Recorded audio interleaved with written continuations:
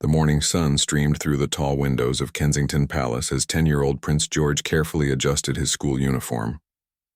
Today felt different somehow, though he couldn't quite explain why. His mother, Catherine, had been quieter than usual during breakfast, and his father, William, seemed lost in thought as he read the morning newspapers. George had always been observant for his age.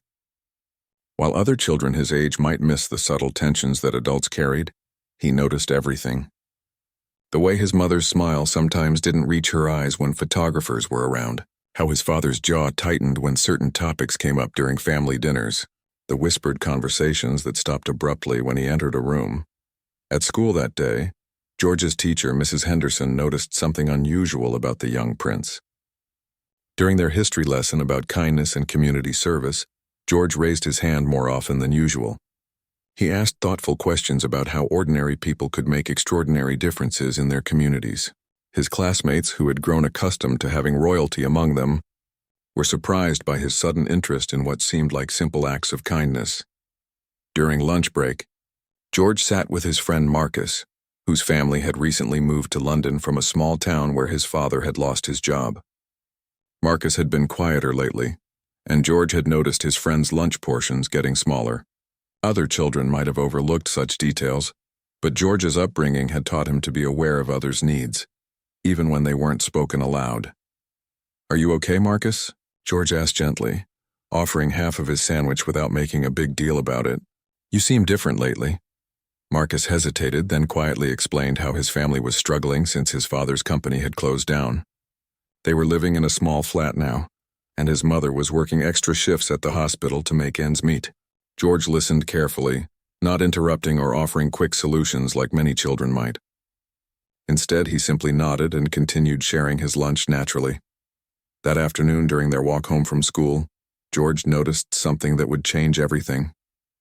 An elderly man was sitting on a bench near the school gates, looking tired and hungry.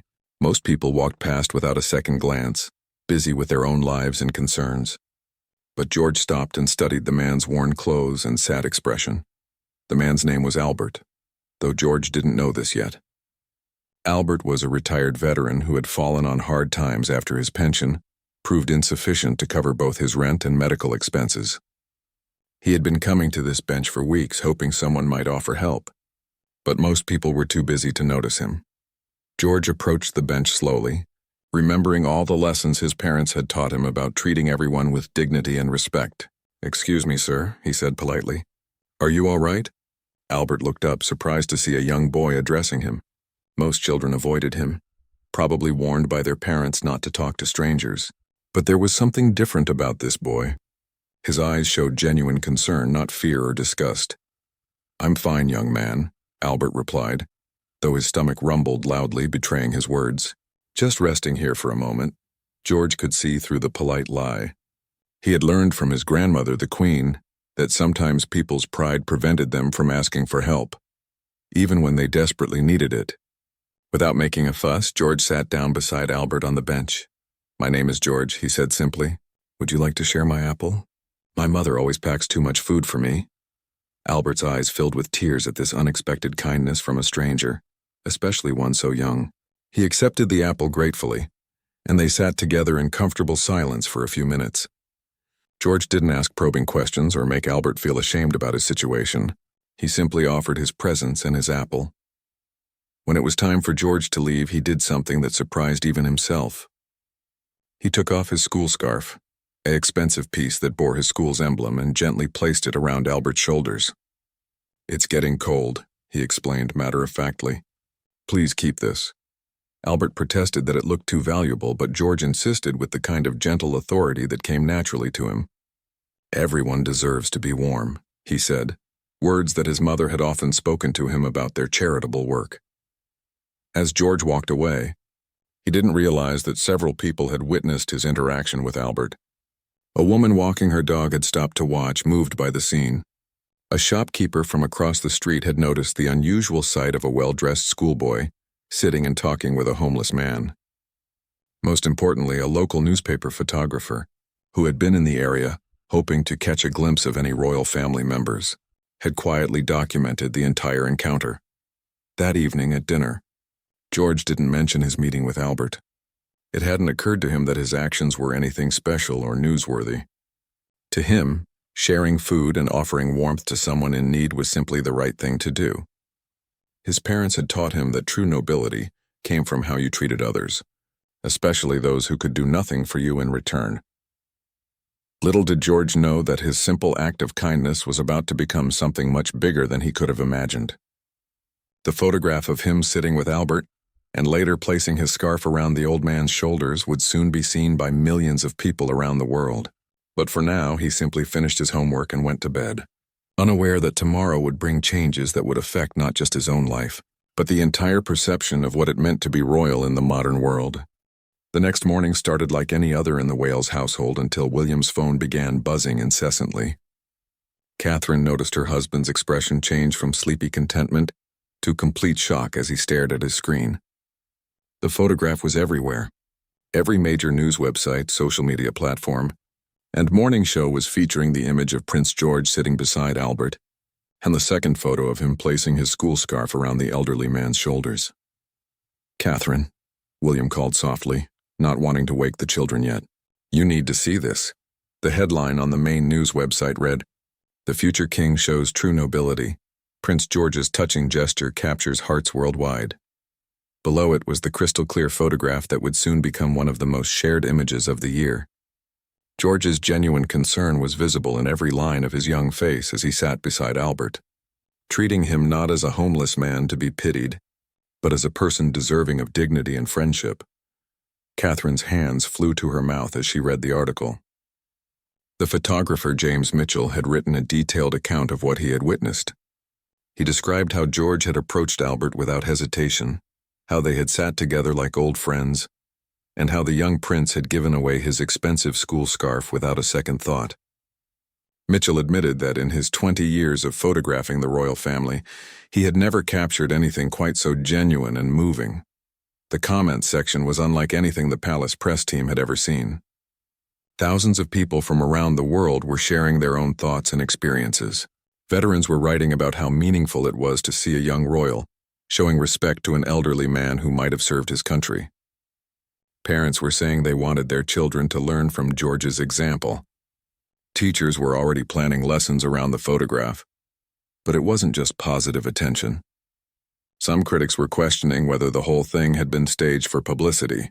Royal commentators were debating whether a 10-year-old should be photographed in such situations without permission. A few voices suggested that the royal family was using the incident to distract from other issues. When George came down for breakfast, he was completely unaware of the storm swirling around his simple act of kindness. He ate his cereal and chatted with his siblings Charlotte and Louis about their plans for the weekend. It wasn't until his parents sat him down gently that he learned what had happened. "George," his father began carefully, "remember yesterday when you helped that gentleman near your school?" "Albert," George corrected automatically. "Yes, he seemed hungry and cold. Well, someone took a photograph of you two together. And now lots of people have seen it," Catherine explained, showing him the image on William's phone. George studied the photograph with the detached interest of a child looking at someone else's picture. "It's a nice photo," he said simply. "Albert looks happy there. Is he okay? Did anyone else help him after I left?" His parents exchanged glances. Even now, George's first concern was for Albert's well-being, not the attention the photo was receiving. This response told them everything they needed to know about whether their son understood the true meaning of service and compassion. At school that day, George found himself at the center of attention in a way he had never experienced before. His classmates, who usually treated him like any other student, were suddenly asking him questions about the photograph. Some seemed impressed, others appeared confused about why helping someone was considered news. "My mum says you're famous now," said his friend Emma during morning break. "She showed me the picture on her computer." "I'm not famous for anything special," George replied, genuinely puzzled. "I just shared my apple with someone who was hungry." Mrs. Henderson had to address the situation carefully during class. She gathered the children together and explained that sometimes when people do kind things, others notice and want to talk about it. She emphasized that being kind shouldn't be done for attention, but that when kindness was noticed, it could inspire others to be kind too. Meanwhile, across London, Albert was experiencing his own whirlwind of attention. Social workers had found him that morning, guided by people who recognized him from the photograph. News crews were requesting interviews, and charitable organizations were offering assistance. But Albert, like George, seemed most concerned about the young boy who had shown him such unexpected kindness. "That boy," Albert told a reporter, his voice shaking with emotion. "He didn't see a homeless old man. He saw a person. He sat with me like I was his own grandfather. In all my years, few people have shown me such simple human dignity." The impact was spreading far beyond London. In schools across the country, teachers were using the photograph to start conversations about empathy and community service. Parents were sharing the image with their children as an example of how to treat others. Youth organizations were organizing kindness campaigns inspired by George's actions. International media picked up the story, and suddenly the photograph was appearing in newspapers from New York to Tokyo. The simple image of a young prince sharing time with an elderly man was resonating across cultures and languages. People were calling it a symbol of hope in an increasingly divided world. By afternoon, Kensington Palace was flooded with interview requests, charitable proposals, and messages from people around the world who had been touched by the story. The press secretary found herself in the unusual position of managing positive news that the palace hadn't planned or orchestrated. When George returned home from school, he was surprised to find his grandparents, King Charles and Queen Camilla, waiting in the drawing room. His grandfather's expression was serious, but his eyes were warm with pride. "Come here, George," the king said gently. "I want to talk to you about what happened yesterday." George approached, wondering if he was in trouble for some reason. His grandfather had always taught him about duty and service, but maybe there were rules about helping people that he didn't understand. "Am I in trouble, Grandpa?" George asked quietly. King Charles smiled, the first genuine smile the palace staff had seen from him in weeks. "No, my boy. Quite the opposite. You've reminded us all what being royal really means." The conversation with his grandfather would stay with George for years to come. King Charles explained how the simple photograph had sparked something unexpected across the nation. Letters were pouring into Buckingham Palace from people sharing their own stories of kindness. Children were asking their parents how they could help people in their communities. Schools were starting new programs focused on compassion and service. "But Grandpa," George said, sitting cross-legged on the ornate carpet, "I didn't do anything special. Mom always says we should share with people who don't have enough." "That's exactly right," King Charles replied, his voice gentle but serious. "But sometimes, George, people forget these simple truths. Your photograph reminded them. That's the real power of our position. Not the crowns or ceremonies, but the ability to inspire others to be their best selves." Queen Camilla, who had been listening quietly, added her own perspective. "When I was young, I learned that true elegance isn't about wearing beautiful clothes or living in palaces. It's about how gracefully you treat others, especially when no one important is watching." George nodded thoughtfully. He was beginning to understand that his actions had created ripples far beyond what he had intended. But rather than feeling proud or special, he felt a growing sense of responsibility. If people were watching and learning from what he did, then he needed to make sure he was always doing the right thing. The next few days brought even more surprises. Albert, the elderly man from the bench, had been found permanent housing through a veterans charity that had been inspired by the story. The organization's director explained that donations had flooded in after people learned about Albert's situation. George's simple gesture had led to help for not just Albert, but dozens of other veterans in similar circumstances. At school, George noticed changes in his classmates too. Marcus, his friend whose family was struggling financially, found that other children were including him more in activities and sharing snacks, without making him feel embarrassed. The story seemed to have opened conversations about kindness that went beyond the original photograph. Mrs. Henderson organized a special assembly where she talked about the difference between helping for attention and helping because it was right. She used George's example carefully, making sure not to embarrass him or make him feel different from his classmates. Instead, she focused on how anyone could make a difference through simple acts of kindness. The beautiful thing about Prince George's action, she told the assembled children, wasn't that he's a prince. It was that he saw someone who needed help and he helped. Every single one of you has that same power. Meanwhile, the royal family was grappling with how to handle the unprecedented positive attention. Palace advisors were suggesting ways to capitalize on the moment, organize charity visits, planned photo opportunities, official campaigns. But William and Catherine were adamant that they wouldn't turn their son's genuine kindness into a publicity strategy. "If we orchestrate this," Catherine said during a private family meeting, "we destroy everything that made it special in the first place." George helped Albert because it was the right thing to do, not because cameras were watching. William agreed completely.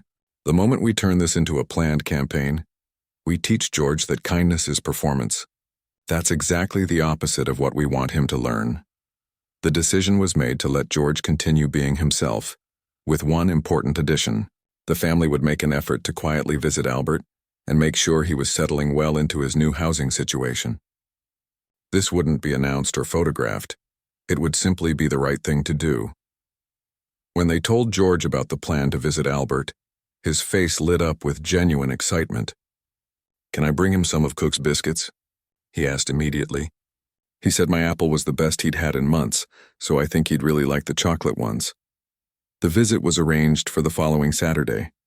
George spent the week carefully selecting a few books he thought Albert might enjoy, including a collection of war stories that his great-grandmother had given him. He also wrote a short letter with help from his mother, explaining how happy he was that Albert had found a proper home. The reunion took place in Albert's new flat, a modest but comfortable space provided by the Veterans Housing Charity. When Albert opened the door and saw George standing there with a tin of biscuits and a small bag of books, the elderly man's eyes filled with tears. "My young friend," Albert said, his voice thick with emotion, "I hoped I'd see you again, but I never imagined—" "I brought you some things," George said, offering the tin and books. "And I wanted to see your new home. It looks very nice." They spent the afternoon talking. Albert shared stories from his time in the military, carefully choosing tales of friendship and adventure rather than the harder memories of conflict. George listened with the intense attention he usually reserved for his favorite bedtime stories. His parents watched, amazed at how naturally their son connected with someone from such a different background and generation. Albert showed George around his small flat, proudly pointing out the kitchen where he could now prepare his own meals, and the bedroom where he could sleep without worrying about weather or safety. "All of this," he said softly to William and Catherine while George examined the books on Albert's shelf, "came from your boy's kindness. He changed my life in ways he'll never fully understand." As they prepared to leave, George did something that surprised everyone. He asked Albert if he would like to exchange addresses so they could write letters to each other. "I'd like to know how you're doing," George explained. "And maybe you could tell me more of your stories in letters." Albert agreed enthusiastically, and thus began an unlikely but genuine friendship that would continue for years. Their correspondence would remain private, never photographed or publicized, a real relationship built on mutual respect and genuine affection. On the drive home, George was unusually quiet. Finally, he spoke up from the back seat. "Dad, why do people think what I did was so special? Isn't that just how we're supposed to treat each other?" William met his son's eyes in the rearview mirror. "You're absolutely right, George. It is how we're supposed to treat each other. The sad thing is that many people have forgotten that. You reminded them." That evening, as Catherine tucked George into bed, he had one more question. "Mom, if people are watching what I do now because of the photograph, does that mean I have to be perfect all the time?" Catherine sat on the edge of his bed, choosing her words carefully. "No, sweetheart. It means you have to be yourself, the kind, thoughtful person you already are. People aren't watching because they expect perfection. They're watching because they saw something real and good, and that gives them hope." 3 weeks after the photograph appeared, the ripple effects of George's gesture were still spreading in ways no one could have predicted. Schools across the United Kingdom had started what became known as George's Challenge, encouraging students to perform one act of unexpected kindness each week. The movement was entirely grassroots, organized by teachers and parents rather than any official royal initiative. Sarah Williams, a teacher in Manchester, had been struggling to address bullying issues in her classroom when she saw the photograph. Inspired by George's example, she created a simple program where students could anonymously nominate classmates who had shown kindness. The response was overwhelming. Children who had never spoken to each other began forming friendships. The classroom atmosphere transformed from competitive to collaborative. It wasn't about the prince being special, Sarah explained to other teachers who wanted to implement similar programs. It was about showing children that kindness is a choice available to everyone, regardless of age or status. George remained largely unaware of these broader impacts. His parents had made a conscious decision to shield him from most of the media attention, while still helping him understand the positive difference his actions had made. They wanted him to learn about the responsibility that came with public attention, without becoming self-conscious or calculating about his natural impulses to help others. However, one consequence of the photograph was becoming impossible to ignore. Everywhere the family went now, people looked at George differently. During their regular weekend walks in Kensington Gardens, families would approach him with their children, hoping their sons and daughters could meet the kind prince they had seen in the news. Initially, George found this attention uncomfortable. He was used to people being interested in his father and mother, but having strangers want to talk specifically to him felt strange. During one particularly crowded walk, a little girl named Lucy approached him shyly. "Are you the boy who helped the sad man?" she asked, holding her mother's hand tightly. George nodded, unsure how to respond. Lucy then did something unexpected. She reached into her pocket and pulled out a small drawing she had made of the photograph, showing him and Albert sitting on the bench together. "I made this for you," she said. "My teacher says you're a good example of being nice to people." George accepted the drawing carefully, touched by the effort the little girl had put into recreating the scene. "Thank you, Lucy," he said. "It's very good. Do you try to be nice to people too?" Lucy nodded enthusiastically and began telling George about how she had started sharing her lunch with a new student at school who seemed lonely. As she talked, George realized something important. The attention wasn't really about him at all. It was about people wanting to be kinder and looking for examples of how to do it. This understanding changed how George approached the public interest in his story. Instead of feeling awkward about the attention, he began to see it as an opportunity to encourage others.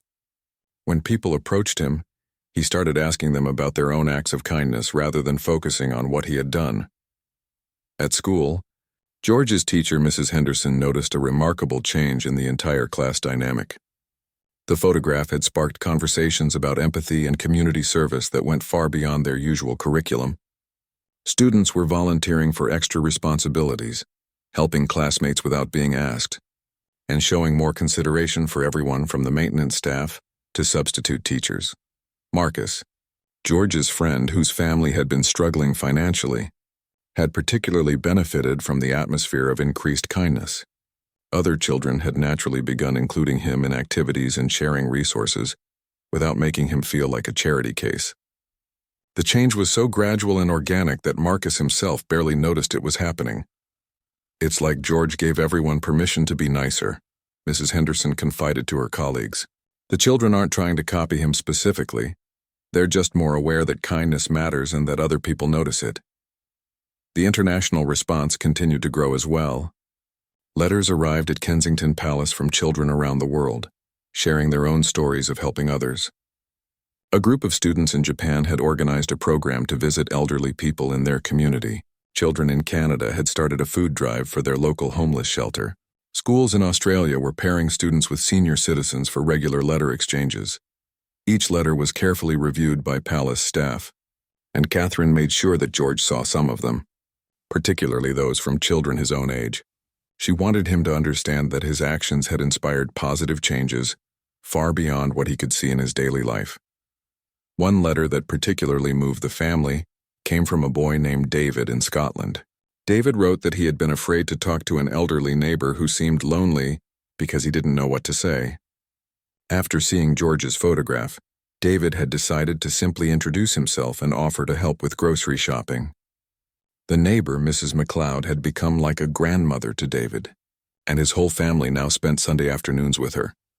"I learned from Prince George that you don't need special words or big gestures," David wrote in his careful handwriting. "You just need to see when someone needs a friend and be brave enough to be that friend." George was deeply moved by these stories. He began to understand that his simple decision to sit with Albert had given other people courage to make their own kind choices. This realization brought both joy and a growing sense of responsibility. During a quiet family dinner, George brought up something that had been on his mind. "Dad, do you think Albert knows about all the people who are being kind because of our photograph?"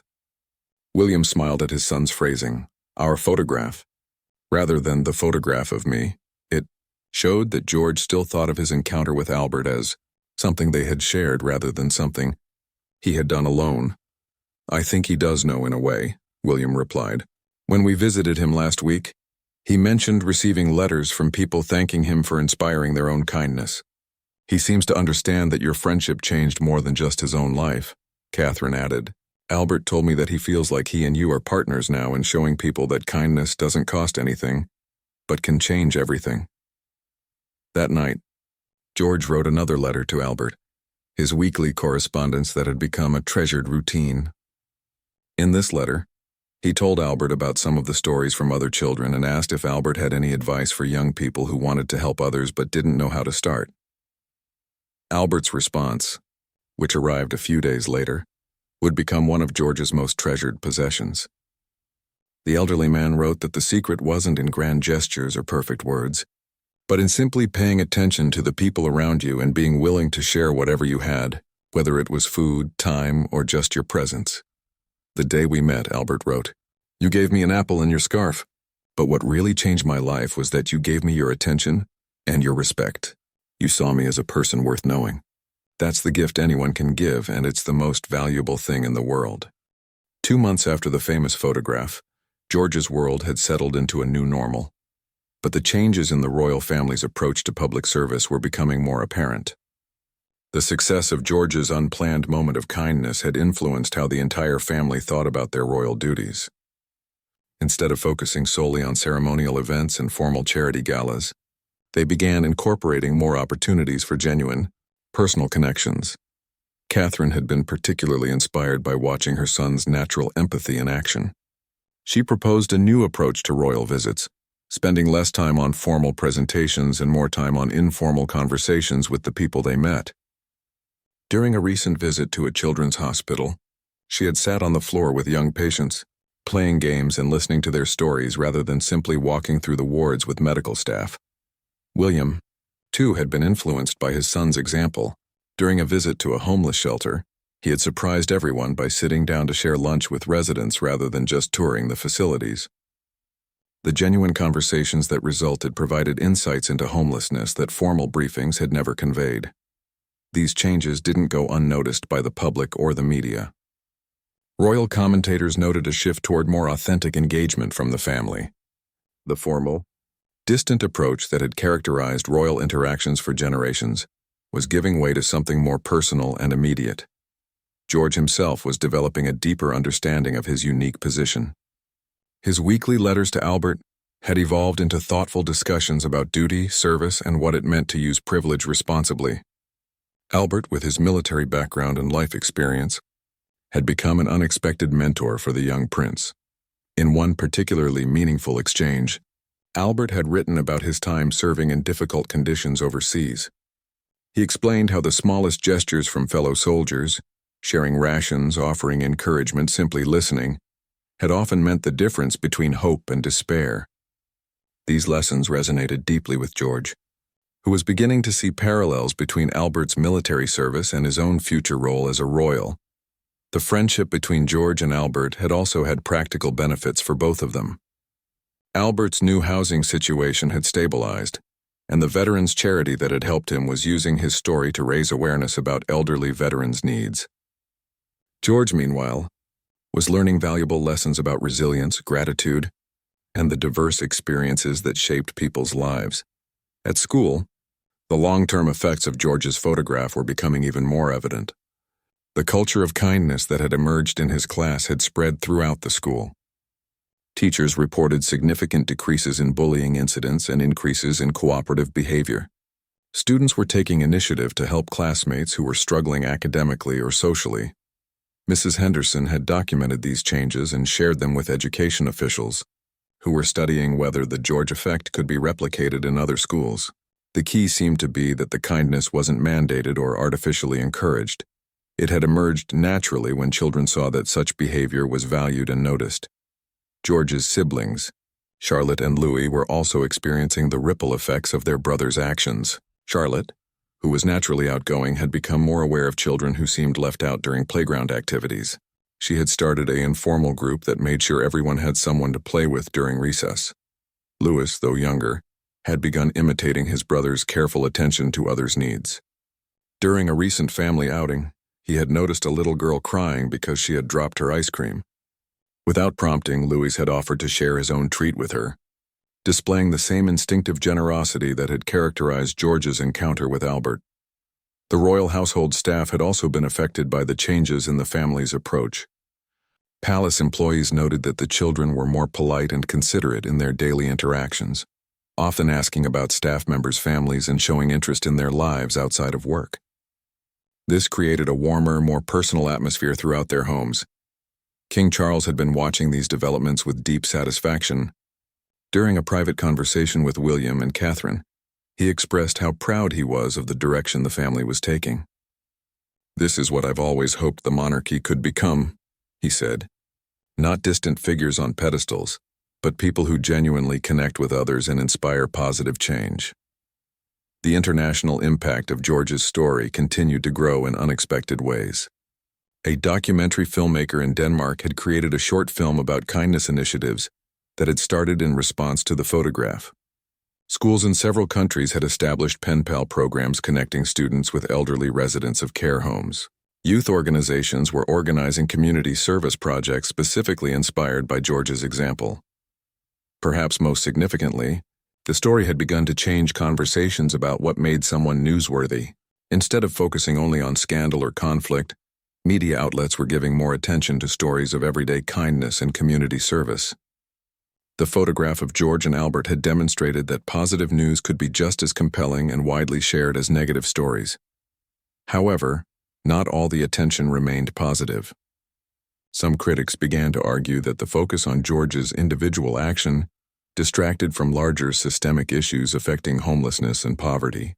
Others suggested that celebrating a privileged child's kindness was problematic when many people performed similar acts of service without recognition.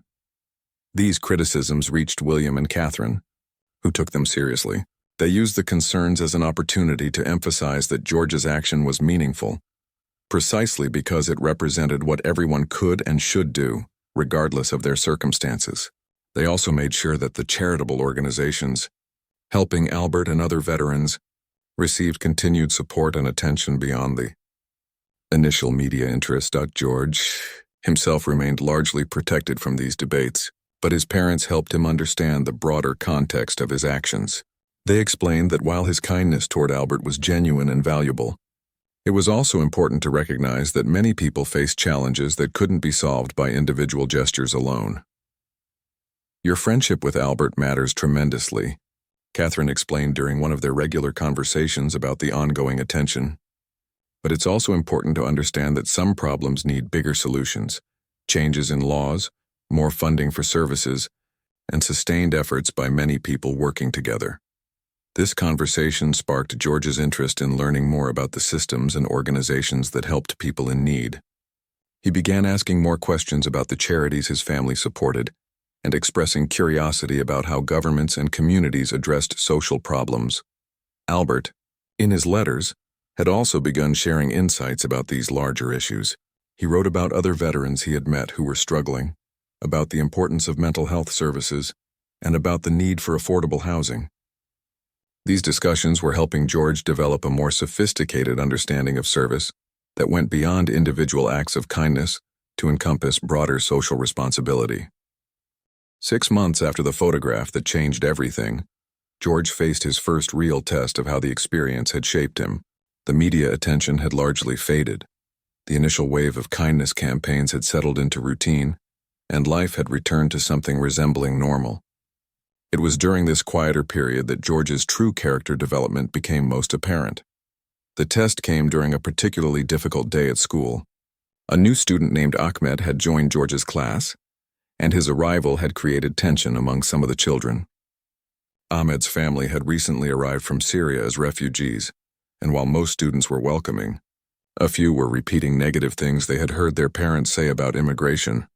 During lunch break, George witnessed something that made his stomach turn. A group of older students had cornered Ahmed near the playground, making comments about his accent and telling him he didn't belong in their school. Ahmed stood silently, his face flushed with embarrassment and hurt, clearly understanding enough English to know he was being mocked. The situation was different from his encounter with Albert in several important ways.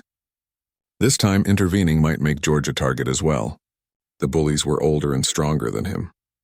Unlike helping a grateful elderly man, standing up for Ahmed might create ongoing problems with these particular students. It would have been easy for George to walk away and tell a teacher later, but George found himself thinking about Albert's letters, particularly one where the elderly veteran had written about the importance of standing up for people who couldn't defend themselves. Albert had shared stories about fellow soldiers who had protected others even when it was dangerous, explaining that true courage wasn't about not being afraid, it was about doing the right thing despite being afraid. George took a deep breath and walked directly toward the group. His heart was pounding, but his voice was steady when he spoke. "Ahmed is in my class," he said clearly. "He's really good at math and he knows 3 languages. That's pretty impressive." The older students were surprised by the interruption, especially from someone younger than them. They recognized George, of course. Everyone at the school knew who he was. But his calm confidence in that moment commanded respect in a way that his royal status alone never could have. "Mind your own business," one of the bullies said, but with less conviction than before. "Ahmed is my friend," George replied simply, "so this is my business. We were about to go play football. Ahmed, do you want to come with me?" Ahmed nodded gratefully, and the 2 boys walked away together toward where some of George's classmates were playing. The bullies, faced with the choice of following and making a bigger scene or letting it go, chose to let it go. As they walked, Ahmed spoke quietly to George. "Thank you," he said in careful English. "You did not have to help me." "Yes, I did," George replied matter-of-factly. "That's what friends do."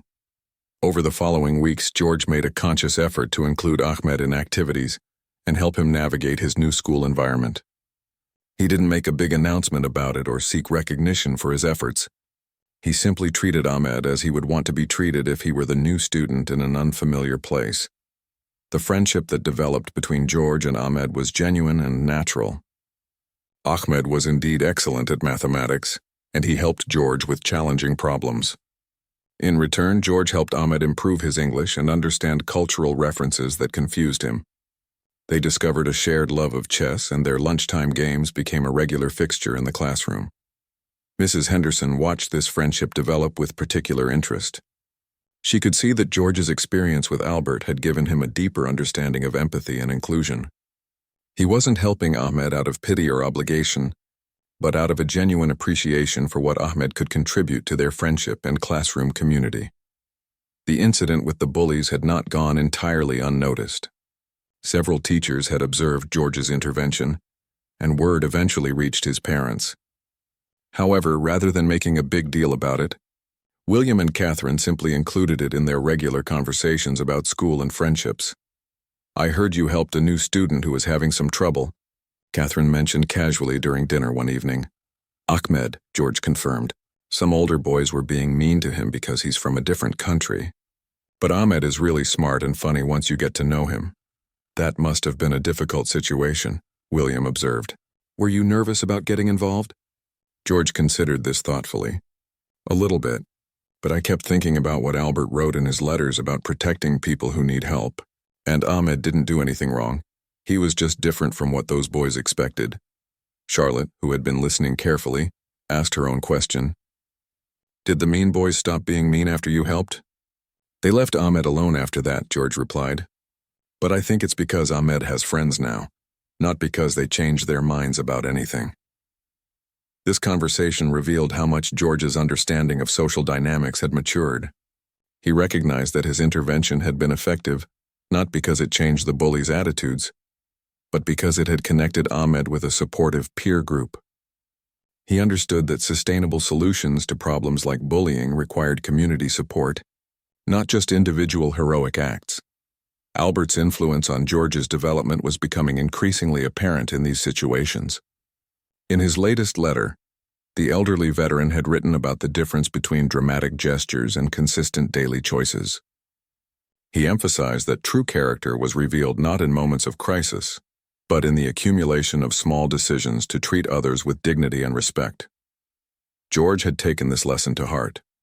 His friendship with Ahmed wasn't a single act of kindness. It was an ongoing commitment to inclusion and understanding. When Ahmed struggled with English idioms, George patiently explained them. When Ahmed felt homesick for Syria, George listened to his stories about his former home without trying to fix or minimize his sadness. The impact of this friendship extended beyond the two boys themselves. Other students in their class began to see Ahmed as a valued member of their community, rather than an outsider who needed to be tolerated. Teachers noticed that discussions about different cultures and experiences became richer and more nuanced when Ahmed contributed his perspective. Ahmed's parents, when they met George during a school event, were deeply moved by the friendship their son had found. Ahmed's father, who worked long hours at multiple jobs to support his family, expressed his gratitude to William and Catherine for raising a son who welcomed newcomers with such genuine warmth. In our country, we have a saying, Ahmed's mother told Catherine, "The measure of a person is not in their wealth or status, but in how they treat strangers. Your son has shown us that kindness exists everywhere when people choose to practice it."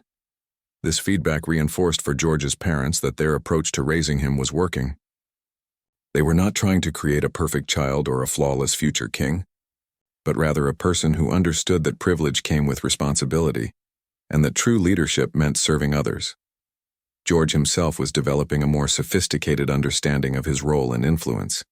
He was beginning to see that his actions mattered not because he was a prince, but because he was a person capable of affecting other people's lives through his choices. This realization was both empowering and sobering for a child who was still learning to navigate his unique position in the world. 1 year after the photograph that started it all, George found himself back at the same bench where he had first met Albert. This time, however, he wasn't alone. Ahmed walked beside him, along with several other friends from school, and Albert was waiting for them, with a warm smile and a bag full of stories. What had begun as a chance encounter between a young prince and a homeless veteran had evolved into something much more meaningful, a genuine friendship that had taught both of them valuable lessons about human connection, dignity, and the ripple effects of kindness. Their weekly meetings had become a treasured tradition, one that George's friends had gradually been invited to join. Albert had become something of a neighborhood celebrity, not because of his connection to royalty, but because of his own efforts to help other veterans in need. The stability of his housing situation and the confidence boost from his friendship with George had motivated him to volunteer with the same charity that had helped him. He now spent his days reaching out to other homeless veterans, offering them hope and practical assistance, Albert said as the children settled around him on the bench. "When I first met George here, I thought I was the one receiving help. But I've learned that friendship works both ways. George taught me that my experiences and stories have value, and that I still have something to contribute to the world." Ahmed, who had initially been shy around Albert, now looked forward to these meetings as much as George did. The elderly veteran's stories of travel and adventure fascinated him, and Albert's own experience of starting over in a new situation had created a special bond between them. "Mr. Albert," Ahmed said in his much improved English, "will you tell us again about the time you learned to cook local food when you were stationed overseas?" Albert chuckled and launched into a favorite story about his attempts to master a traditional stew recipe while serving abroad. As he talked, George watched his friends' faces, seeing the same fascination and respect that he had felt during their first conversation. Albert had a gift for making every listener feel important and heard. The changes in George over the past year were subtle but significant. He had grown taller, of course, but more importantly, he had developed a deeper understanding of empathy and responsibility. His teachers noted that he was more thoughtful in his interactions with classmates, more curious about different perspectives, and more willing to speak up when he witnessed unfairness. His friendship with Ahmed had particularly shaped his understanding of inclusion and belonging. George had learned that helping someone feel welcome required ongoing effort, not just a single gesture. He had also discovered that friendships across differences could enrich his own life in unexpected ways. Ahmed had taught him basic Arabic phrases, shared stories about Syrian culture, and introduced him to new foods and games. Catherine watched her son's development with quiet pride. The photograph that had initially worried her, would it put too much pressure on George? Would it make him self-conscious about his natural kindness? Had ultimately become a catalyst for growth that went far beyond what she had imagined possible. The broader impact of George's simple gesture continued to ripple outward in ways that surprised everyone involved. Schools across the country had maintained their kindness initiatives, and many had evolved into more comprehensive programs addressing bullying, inclusion, and community service. The George effect had become a recognized phenomenon in educational circles, studied by researchers interested in how individual examples could influence broader cultural change. More significantly, the royal family's approach to public service had been permanently altered by the experience. Formal charity events now included more opportunities for genuine interaction. Royal visits were designed to create space for real conversations, rather than just ceremonial presentations. The family's Christmas message that year had focused entirely on the power of everyday kindness, using stories from ordinary citizens rather than official achievements. George's correspondence with Albert had also evolved over the year. Their letters now included discussions about current events, philosophical questions about fairness and justice, and practical advice about navigating relationships and responsibilities. Albert had become a trusted confidant for George, someone outside the royal bubble who could offer perspective on the challenges of growing up in the public eye. In his most recent letter, Albert had written something that George kept returning to in his thoughts. True nobility isn't inherited, George. It's earned through how you treat others, especially when no one important is watching. You've already learned this lesson better than many adults ever do. The anniversary of their meeting had prompted reflection from many of the people whose lives had been touched by the story. Mrs. Henderson had written a detailed report about the long-term effects she had observed in her classroom, noting that the culture of kindness had become self-sustaining. Students who had been in George's class were now in secondary school, but they continued to demonstrate the empathy and inclusion that had characterized their primary school experience. Marcus, George's friend whose family had struggled financially, had also been changed by the experience. The gradual increase in kindness and inclusion at school had given him confidence and a sense of belonging that had carried over into other areas of his life. He was now one of the students most likely to reach out to newcomers and children who seemed isolated. The photographer, James Mitchell, who had captured the original image, had used his experience to launch a project documenting acts of everyday kindness around the world. His photo series, titled Ordinary Grace, featured people of all ages and backgrounds performing simple acts of service and connection. The project had been exhibited in galleries and schools, continuing the conversation about the power of individual actions to create positive change. As the afternoon at the bench drew to a close, Albert stood up slowly and looked at the group of young friends who had gathered around him. "You know," he said, his voice warm with affection, "when I was your age, I thought that important things only happened to important people in important places. But I've learned that the most important things happen when ordinary people choose to be kind to each other, wherever they are." George nodded, understanding more deeply now what Albert meant. The bench where they sat wasn't important because it was near a palace or because a prince had once sat there. It was important because it was where two people had chosen to see each other as human beings, worthy of dignity and friendship. Ahmed raised his hand, a habit he had picked up from school. "Mr. Albert, do you think our friendship would have happened if George hadn't sat with you that first day?" Albert considered the question seriously. "Perhaps not in the same way," he admitted. "But I believe that kindness finds a way to connect people who are meant to know each other. George and I were both in the right place at the right time, ready to be friends. Sometimes that's all it takes." As they prepared to leave, George realized that the anniversary of his meeting with Albert marked more than just the passage of time. It represented his own growth from a child who instinctively wanted to help others into a young person who understood that true service required consistency, courage, and genuine care for people's dignity. The photograph that had started it all still hung in his bedroom, not as a reminder of his own goodness, but as a symbol of the connection and friendship that had grown from one moment of simple human kindness. Every time he looked at it, George was reminded that the most powerful changes often began with the smallest gestures, and that everyone had the ability to make someone else's day a little brighter. Walking home with his friends, George felt grateful for the unexpected journey that had brought Albert into his life and taught him so much about what it truly meant to serve others. The quiet gesture that had seemed so natural a year ago had indeed delivered a powerful message, not just to the world watching, but to George himself about the person he wanted to become.